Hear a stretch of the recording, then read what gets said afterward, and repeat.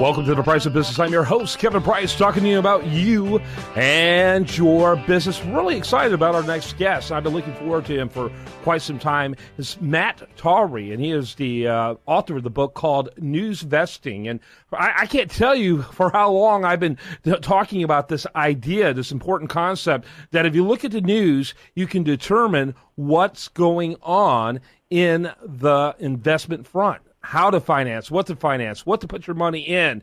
The correlation is actually sometimes quite obvious if you understand how to look at the news as it relates to your money. And so I've advocated it. I kind of call it contextual investing. What's going on in society? What's going on in politics? What's going on in the news? And how does it relate back to your income and your personal finances? And so Matt Towery, he is a syndicated columnist, a policy wonk, a political advisor, a lot of different things. You wear a lot of different hats, Matt. Why don't you tell us a little more about your story and then about your book? Well, I'm trying not to wear as many hats as I used to. I'm still doing the polling for a lot of the Fox affiliates in the Southeast, including some in Texas, for this presidential race. So that kept me up late last night. We have a new poll in South Carolina coming out today.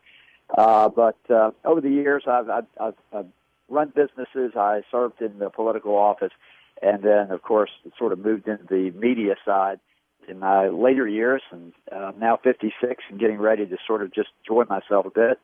But over that time period, I've had to invest, and I did realize that the polls told me a lot, news told me a lot, and I thought it was time to sort of put that in a book and sort of chronicle my own use of it. Yeah, very good. When did the book come out? It's really quite new. It came out actually in October, and it zoomed up to the top of Amazon and the business side. And then the next week, my father unfortunately passed away. So we basically quit promoting it for about a month. As you know, when you lose a family member, I was an only child, so you spend all your time taking care of that. We relaunched it in January, and now between doing interviews about polls and presidential candidates, I talk about my book. Yeah, absolutely. Talk a little bit about how the current election cycle might be affecting the way we invest. Well, it's interesting because I think, if anybody could understand this, it would be you and the folks in Texas. This oil crisis that we have began, and I talked about this in the book, it actually began in the spring of 2014, this glut of oil that began to be created. And I was following it then, and interestingly, this is a good idea of how you get ahead of the news. If people were really using the system that I use, they would have followed that oil glut all the way through. They would have realized that this thing was headed our way, and the effect that it would have, not just on Texas, Louisiana, other the states of the country, but also in terms of the stock values and in terms of what investments to make and how to get prepared. And so I think you're going to see, we're coming up out of South Carolina. Trump will probably win based on the polling that we're releasing later today for Fox affiliates here in the South. You're going to get into these southern states, and the next big debate after South Carolina is in Texas.